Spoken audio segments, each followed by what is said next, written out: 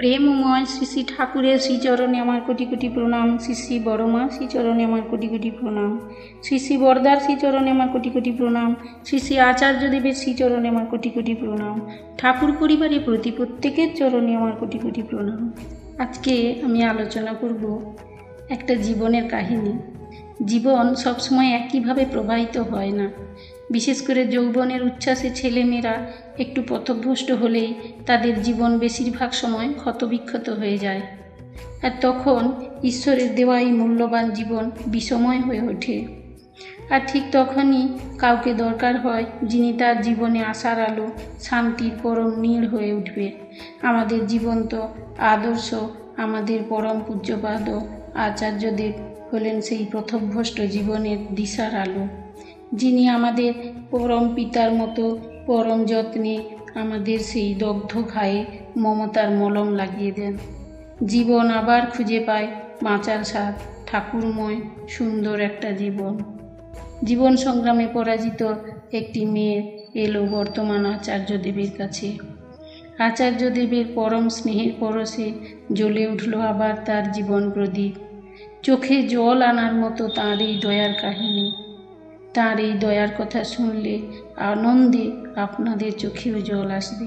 শুনুন সেই পরম স্নেহের মমতার পরম দরদের সেই কাহিনী। সেদিন নাটমণ্ডপে 25-26 বছরের একটি মেয়ে জীবন সংগ্রামে পরাজিত হয়ে আচার্যদেবের কাছে দিশা প্রার্থনায় এসেছে।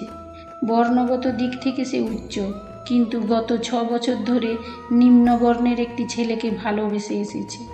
এখন ছেলেটা তার জীবন থেকে দূরে সরে যাচ্ছে। সে এটা মন থেকে কিছুতেই মেনে নিতে পারছে না, মনে কিছুটা অনুতপ্ত।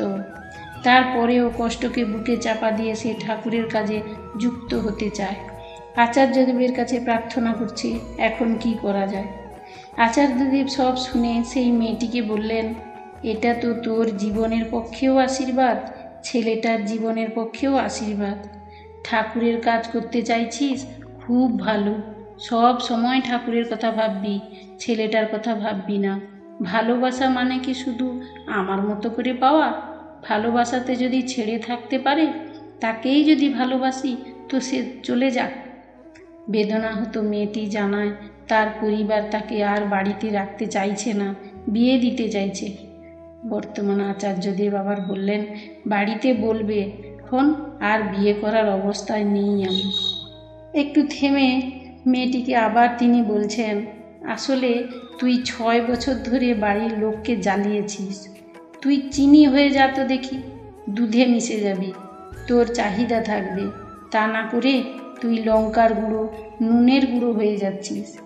চিনি ছাড়া দুধ কেউ খেতে চায় না, সেইভাবে বাড়ির লোককে বলতে হবে। শুরু থেকেই মেয়েটির মুখাবয়বে বিষাদের ঘন ছায়া। আচার্যদেব মেয়েটিকে বলেই চলেছেন, তুই হাসতে পারিস না? একটু হাস তো দেখি। মেয়েটির মুখে কোনো রকম হাসির অভিব্যক্তি দেখা গেল না। তখন তিনি তাকে বললেন, তাহলে তুই একটু কাঁদ তো দেখি। মেয়েটি তখন আর নিজেকে সংবরণ করে রাখতে পারল না, 2 হাতে মুখ ঢেকে হু হু করে কেঁদে উঠল। তখন সেই নাটমণ্ডপের পরিবেশ একদম স্তব্ধ হয়ে গেল। বেশ কিছু সময় ধরে কান্নার মধ্য দিয়ে মেয়েটি মনের মধ্যে জমে থাকা চাপা কষ্ট যেন গলে গলে পড়তে থাকে। এক সময় মেয়েটি কান্না থামিয়ে চোখের জল মুছতে থাকে। আচার্যদেব তখন বলছেন, দেখলি মনটা একটু হালকা হলো না? আমাদের যখন কোনো প্রিয়জন বিয়োগ হয় তখন আমরা হাউ হাউ করে কাঁদি। তার ফলে তার প্রতি আমাদের মায়ামোহ কিছুটা বাস্তবতায় ফিরে আসে। ছেলেটা কেন পালালো সেটাও তো ভাবতে হয়। মনে হয় তোর হাসিটা নিশ্চয়ই ভালো নয়, হাস তো একটু দেখি। মেয়েটি হাসতে চেষ্টা করে, মুখে তার সামান্য হাসির রেখা ফুটে ওঠে মাত্র। আচার্যদেব তা দেখেই বলে উঠলেন, যাই হোক, একটু কাষ্ট হাসি তো অন্তত হাসি দিলি। এ হাসিটা মোনালিসার মতো। এতক্ষণ ধরে যারা সেখানে সব কিছু দেখছিল তারা এবারে সকলের আচার্যদেবের মিষ্টি মধুর রসিকতায় খুব হাসতে লাগলো। কিছুক্ষণ আগে থমথমে পরিবেশ আবার মুহূর্তের মধ্যে আনন্দমুখর হয়ে উঠল।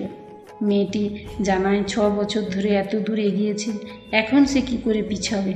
বর্তমান আচার্যদেব তাকে বললেন, দেখ, এগোনো পিছনো কিচ্ছু না। পৃথিবীতে যদি জাগতিক বিশ্বব্রহ্মাণ্ডে দেখিস, দেখা যায় সেখানে দুটো জিনিস আছে, টাইম আর স্পেস। সময় হচ্ছে তুমি যে সময়টাতে যেখানে ছিলে সেটাই সময়। তুমি যদি বলো 11-12 সাল, সেটা শুধুমাত্র কল্পনা। উত্তর দক্ষিণ এসব আমাদের কল্পনা মাত্র।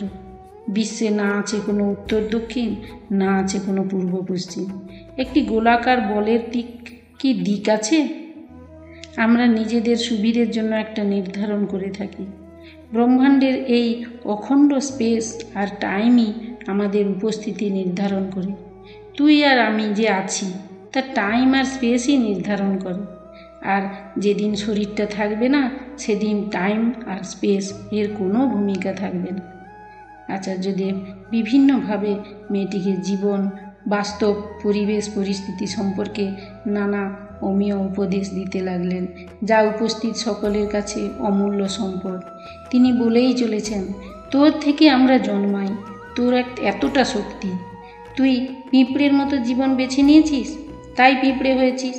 তুই যদি ভাবিস যে আমি মা দুর্গা হয়ে যাব, তুই হবি। যেটা হতে চাইবি হতে পারবি। আমরা হতে গিয়ে ভয় পাই যে আমি এটা হয়ে গেলে তো অন্যরকম হয়ে যাব।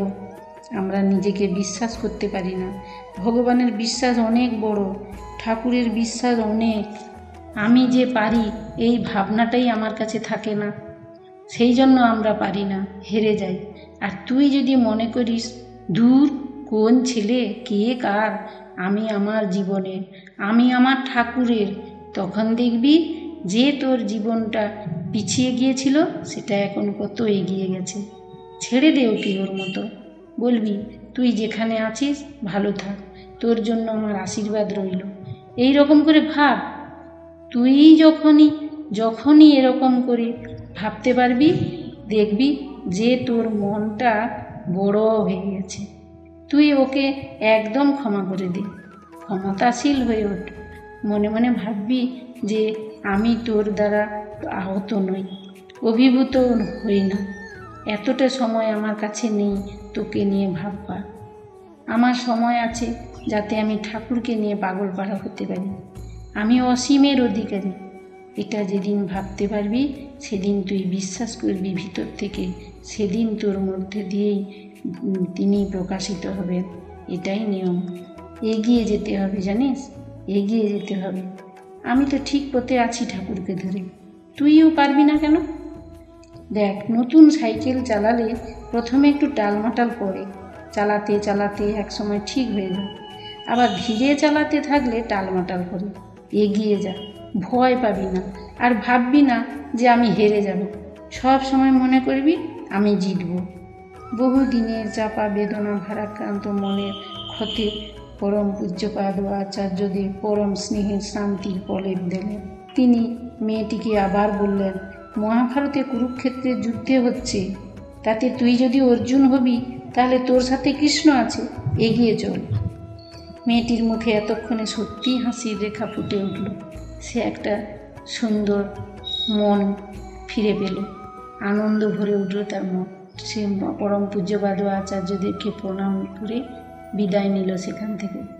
সে যদি ফিরে দেখত তাহলে দেখতে পেত এতক্ষণ যারা তার দিকে এক দৃষ্টিতে চেয়েছিল তাদের মুখেও সব স্বস্তিপূর্ণ হাসির রেখা। তিনি এইভাবে প্রত্যেকটা জীবনকে তার স্নেহ দিয়ে, তার দরদ দিয়ে, তার মমতা দিয়ে, পিতার মতো করে তিনি তার পাশে দাঁড়িয়ে তাকে একটা সুস্থ, সুন্দর, আনন্দময় জীবন ফিরিয়ে দেন। এমন এই জীবন সংগ্রামে দিশেহারা কত মানুষের জীবন প্রদীপ হয়ে উঠেছেন তিনি বলে থাকেন, আমার বাড়িতে যদি আলো জ্বলে তাহলে আমি জানালাটা খুলে দেব, যাতে পথে চলতে থাকা মানুষ হোঁচট খেয়ে পড়ে না যায়। তাই তো পরম প্রেমময় শ্রী শ্রী ঠাকুর বলেছেন, ধর্মের চলমান জীবন্ত রূপ আচার্য। আচরণ সিদ্ধ আচার্যকে ধরতে হয় শ্রদ্ধার সঙ্গে, তাঁর সঙ্গ ও সেবা করতে হয়। তার প্রত্যেকটি চলা, বলা, করা ও অভিব্যক্তির ভিতর ধর্ম হাত পা মেলে হেঁটে বেড়ায়। ধর্মের এই চলমান জীবন্ত রূপ না দেখলে অন্তরে ধর্ম সঞ্চারিত হবে কি করে? তাই আচার্য সঙ্গ আমাদের জীবনে অত্যন্ত জরুরি, অত্যন্ত জরুরি। জীবনে যদি এতটুকু সুখ শান্তি এবং সত্যের পথে ঠাকুরকে নিয়ে আনন্দে বাঁচতে চাই, তাহলে আচার্য সঙ্গ আমাদের একান্তই দরকার। এইভাবে তিনি আমাদের পাশে দাঁড়ান, আমাদের সবার দুঃখ কষ্ট হরণ করে আমাদের একটা সুস্থ সুন্দর জীবন দেন। যাই হোক, এই বলে আজকে এখানেই রাখছি। আপনাদের সবাইকে আমার জয়গুরু।